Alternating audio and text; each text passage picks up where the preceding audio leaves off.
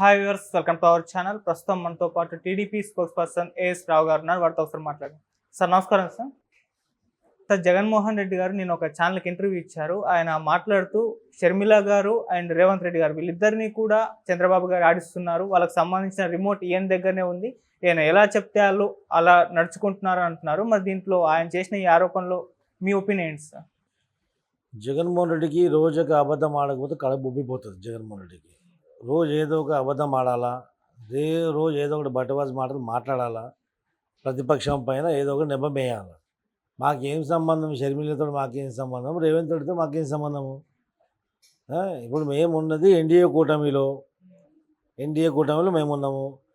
ఈ కాంగ్రెస్ పార్టీ ముఖ్యమంత్రి తెలంగాణకు రేవంత్ రెడ్డి. కాంగ్రెస్ పార్టీతో మాకేం సంబంధాలు? ఇప్పుడు ఈ రాజకీయంగా కాంగ్రెస్ పార్టీతో ఏ విధమైన సత్సంబంధాలు మాకు లేవు.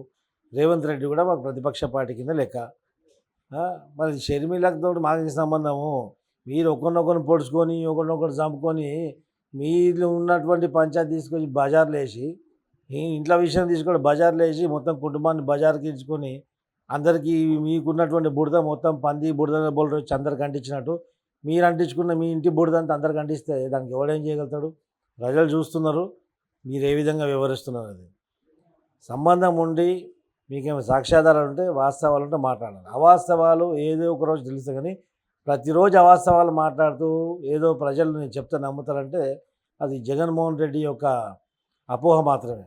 ఓకే సార్, అంటే చాలా సందర్భాల్లో ఈయన ఈ ఇష్యూని చాలా రైజ్ చేయడానికి ప్రయత్నించారు. చాలా స్పీచ్లో ఆయన చెప్తారు, డైరెక్ట్గా బీజేపీ తోటి, ఇండైరెక్ట్గా కాంగ్రెస్ పార్టీ తోటి చంద్రబాబు నాయుడు గారు అంటే లింక్ పెట్టుకున్నారు, అందుకే మొత్తం కలిపి ఉన్న ఓడించడానికి ప్రయత్నిస్తున్నా అని చెప్పి ఎన్నో సందర్భాల్లో చెప్పడం చూసాం. ఆ ఛాన్సెస్ ఏమన్నా పాసిబిలిటీస్ కనిపిస్తాయి సార్?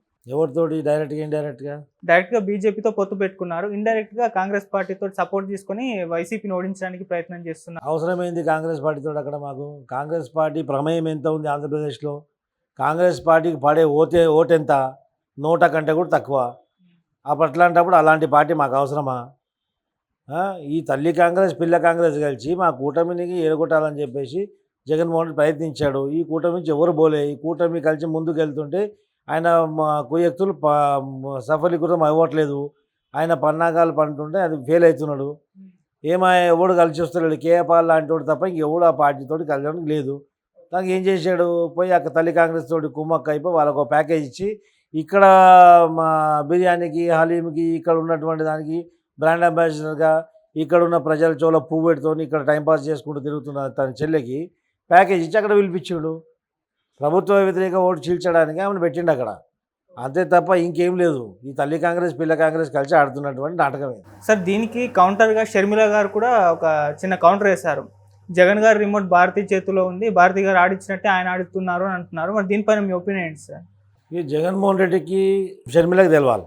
నేను ఇందాక చెప్పినా కదా, ఓ పంది ఏ విధంగా బురదలో బోల్రి తనకున్న అంటుకున్నటువంటి బురద మొత్తం రోడ్డు మీద పోయే వాళ్ళందరికీ వచ్చిపోయే వాళ్ళందరికీ అంటిస్తుంది కదా, అదేవిధంగా ఈ ఇద్దరికి ఉన్నటువంటి వీళ్ళ కుటుంబంలో ఉన్నటువంటి బురద అందరికి అంటిస్తుంది. దానికి మాకు సంబంధమే లేదు. జగన్మోహన్ రెడ్డి భారతి మాట విననివ్వండి, ఇంకా ఎవరు బాలీవుడ్ మాట వినండి, మాకు సంబంధం లేదు. ఓకే, అంటే షర్మిల గారు జగన్ గారు ఒకటే అని మీరు అన్నారు కదా, దాంట్లో నిజంగా ప్రభుత్వ ఓటుని కాపాడుకోవడానికే షర్మిల గారిని జగన్మోహన్ రెడ్డి గారు దించారు? ప్రభుత్వ ఓటు కాపాడడం కాదు, ప్రభుత్వ వ్యతిరేక ఓట్లు. జగన్మోహన్ రెడ్డి వ్యతిరేకించే వాళ్ళు ఏం చేస్తారు? కూటమికి వేస్తారు. ఆ కూటమికి వేసే ముందు ఏమవుతుంది? ఈ షర్మిల కూడా జగన్మోహన్ రెడ్డి వ్యతిరేకిస్తుంది కాబట్టి కొద్ది ఓట్లు ఈమెకు ట్రాన్స్ఫర్ అయ్యే అవకాశం ఉందని చెప్పేసి ఆమె అది చూస్తుంది. అక్కడ ఈ కూటమికి పడే ఓట్లను డివైడ్ చేయడానికి షర్మిల అక్కడ పనిచేస్తుంది.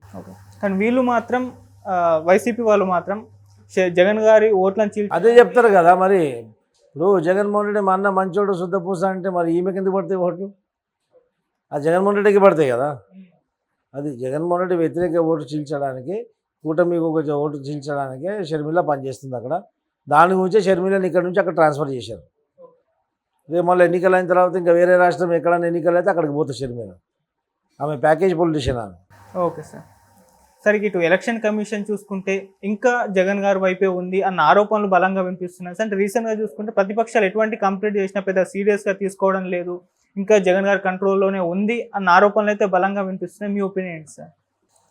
ఇప్పుడు ఏమైపోయిందంటే ముఖ్యంగా ఇది ఎన్నికల కమిషన్ తప్పని చెప్తాను. ఎన్నికల కమిషన్కి ఏమైందంటే కేంద్ర ఎన్నికల కమిషన్ కానీ రాష్ట్ర ఎన్నికల కమిషన్ రాష్ట్ర స్థాయి ఒక సిబ్బంది ఉంటుంది, కానీ క్షేత్రస్థాయిలో బూత్ వారీగా ఈ యొక్క నియోజకవర్గం స్థాయిలో ఈ యొక్క ఎలక్షన్ కమిషన్కి సంబంధించిన సిబ్బంది ఉండదు. మళ్ళీ సిబ్బందికి వచ్చేసరికి వాళ్ళ రాష్ట్ర ప్రభుత్వం యొక్క ఉద్యోగులపైనే ఆధారపడి ఉంటాడు. వాళ్ళనే డిప్యుటేషన్ పైన ఈ ఎలక్షన్ డ్యూటీకి వేయడం జరుగుతుంది.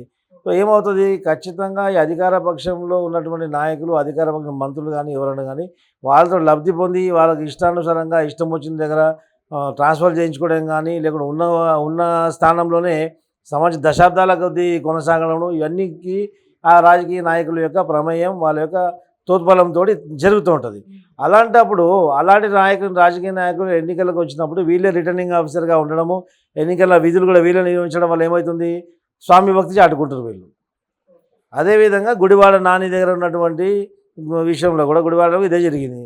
నాని అఫిడేవిట్లో దానికి వస్తున్నటువంటి ఆదాయము గుడివాడ నియోజకవర్గం మున్సిపాలిటీ యొక్క కాంప్లెక్స్ని అద్దెకి తీసుకుని అక్కడ దాని మీద వస్తున్నటువంటి అద్దెకి రికార్డ్స్లో వస్తుంది, అది ఆన్ రికార్డ్ ఉంది. ఆ అద్దె ఇంట్లో ఇన్కమ్ అనేది ఇక్కడ పొందుపరచలేదు, అలా ఎఫిడేవిట్ చూపించలేదు అని చెప్పి అబ్జెక్షన్ చెప్తే అక్కడ ఉన్నటువంటి రిటర్నింగ్ ఆఫీసర్ పద్మావతమ్మ నిమ్మకు నేరెత్తినట్టు సెసమీరా అని చెప్పేసి మీరేమని చేసుకొని నేను ఆమోదించింది, ఏమనంటే మీరు కోర్టుకు పోవడం అని చెప్పేసి వ్యంగ్యంగా జవాబు ఇవ్వడం జరుగుతుంది. సో ఇలా జరుగుతుంది అక్కడ ఆంధ్రాలో అట్లా మీద కూడా తెలంగాణలో కూడా. నిన్న చూడండి కాసాని జ్ఞానేశ్వర్లు అంటాడు మన తెలుగుదేశం పార్టీ నుంచి బయటికి పంపించినప్పుడు ఆ రోజు నా మీద దాడి చేసినప్పుడు వాడి మీద ఎఫ్ఐఆర్ ఫైల్ చేసినాం. వాడు మళ్ళీ చేవేల నియోజకవర్గానికి ఎంపీ కాంటాక్ట్ చేసేటప్పుడు ఆ అఫిడేవిట్లో ఈ కేసు విషయం అందులో పొందుపరచలేదు, ఎఫ్ఐఆర్ అలా రాయలేదని చెప్పి మళ్ళీ నేను అబ్జెక్షన్ వేసి రిటర్నింగ్ ఆఫీసర్ అబ్జెక్షన్ కాపినప్పుడు అదేదో జిరాక్స్ కాపీ తీసుకొచ్చి ఛార్జ్షీట్ నా పేరు తీశాడు, నాకు కేసుకి నాకు సంబంధం లేదని చెప్పి ఇచ్చాడు. వీడియో రికార్డింగ్స్ ఉన్నాయి, వాళ్ళు కొట్టించినట్టు నా మీద దాడి చేసినట్టు నేను హాస్పిటల్కి పోయిన రికార్డ్స్ ఉన్నాయి. ఈ పోలీసులు ఏ విధంగా వెళ్ళి తీసేస్తారు, అదొక జిరాక్స్ కాపీ పోలీస్ స్టేషన్ నుంచి తీసుకొచ్చి ఇక మా మీద కేసు లేదని చూపిస్తే రిటర్నింగ్ ఆఫీసర్ ఆమోదించాడు.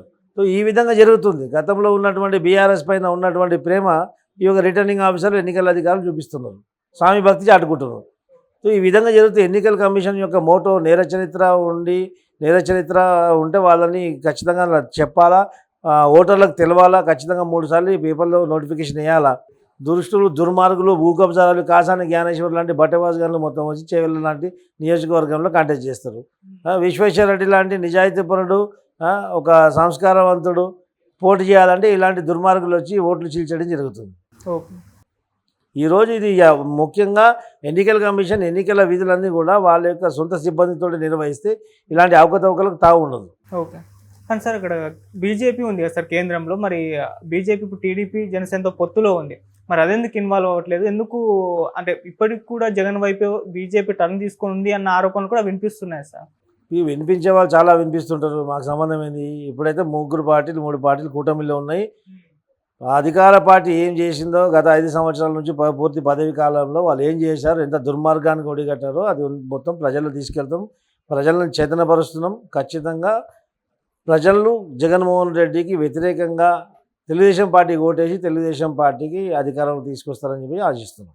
ఓకే సార్, ఇక్కడ చూసుకుంటే టీడీపీలో సార్ 6 రెబల్స్ని అసంతృప్తుల్ని సస్పెండ్ చేయడం చూస్తున్నాం సార్, మరి ఎందుకు అంటారు, ఏం జరిగింది అంటే రెబల్స్ని సస్పెండ్ చేయడం అంటే ఇప్పుడు పార్టీలో పనిచేసుకుంటూ పార్టీ సిద్ధాంతాలను నమ్మి పార్టీలో పనిచేసేవారు కొంతమంది ఉంటారు, అవకాశాల కోసం రాజకీయాల్లో వచ్చిన కొంతమంది ఉంటారు, రాజకీయాలను అడ్డం పెట్టుకొని డబ్బులు సంపాదించాలని రాజకీయాల్లో రావడం కొంతమంది ఉంటారు. ఇలా రకరకాల కేటగిరీలు ఉంటాయి. ఇప్పుడు మాలాంటి వాళ్ళు పార్టీకి లాయల్, పార్టీ ఏ డిసిషన్ తీసుకున్నా, పార్టీ ఏ నిర్ణయం తీసుకున్నా శిరసా వహిస్తూ పార్టీకి పనిచేస్తాం.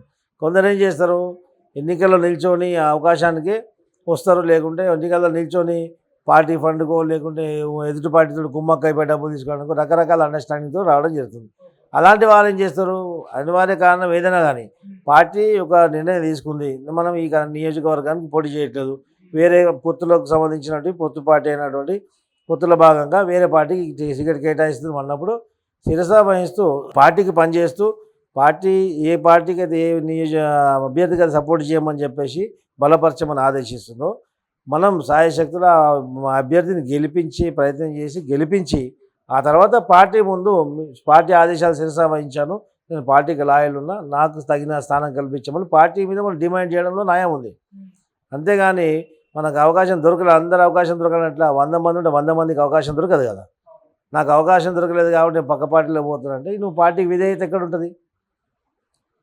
అలాంటి వాడు పార్టీకి విధేయుడు కాడు. అలాంటి వాడు ఉన్నా ఒకటే, ఊసిపోయినా ఒకటి. అందుకే ఊడగొట్టడం జరుగుతుంది, వాళ్ళని సస్పెండ్ చేయడం జరుగుతుంది. ఓకే సార్, ఇప్పుడు సస్పెండ్ చేసిన వాళ్ళు ఇండిపెండెంట్గా పోటీ చేస్తున్నారు. మరి అంటే మొన్నటి వరకు వాళ్ళు టీడీపీ అభ్యర్థులే, ఇప్పుడు వాళ్ళు ఇండిపెండెంట్గా పోటీ చేస్తే టీడీపీ ఓట్లు ఏమైనా చీలే ఛాన్స్ ఉంది అంటే కూటమి ఓట్లు వాళ్ళు పోటీ చేసే స్థానాల్లో?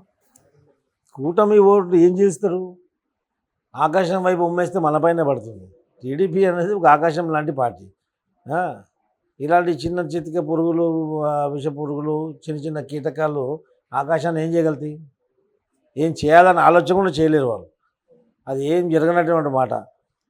వాళ్ళు రెబల్గా ఎన్నికల్లో నిల్చున్నా కానీ వాళ్ళకి పడే ఓట్లు ఇలా పడవు. దాని గురించి పెద్ద కాన్సన్ట్రేట్ చేయాల్సిన అవసరమే లేదు. వాళ్ళ గురించి చర్చించి అనవసరంగా వాళ్ళని పబ్లిసిటీ చేయాలనుకోవట్లేదు. ఓకే సార్, ఇప్పటి వరకు అంటే అసంతృప్తులు కానివ్వండి, రెబల్స్ కానివ్వండి, వీళ్ళని చంద్రబాబు నాయుడు గారు హ్యాండిల్ చేయడంలో సక్సెస్ అయ్యారనుకోవచ్చా? రెబెల్ అనేవాడే పార్టీకి వ్యతిరేకి. పార్టీ నిర్ణయం తీసుకున్నాక నువ్వు రెబెలో పిబలో అని చెప్పేసి రకరకాల పేర్లు పెట్టుకుని నువ్వు పోటీలు దిగుతా అని చెప్పి పార్టీలు బ్లాక్మెయిల్ చేస్తే తన్ని బయటికి వెళ్ళవడం జరుగుతుంది. అంతే, ఇంకా హ్యాండిల్ చేసిన ఏముంటుంది? హ్యాండిల్ చేయడం అంటే వాళ్ళు సస్పెండ్ చేయడం, హ్యాండిల్ చేయడం అంతే. తెలుగుదేశం పార్టీ ఒక క్రమశిక్షణ కలిగిన పార్టీ. ఈ క్రమశిక్షణకు వ్యతిరేకంగా ఎవరు వ్యవహరించినా వాళ్ళు తీసి బయటపడేయడం జరుగుతుంది. Okay sir, thank you so much sir.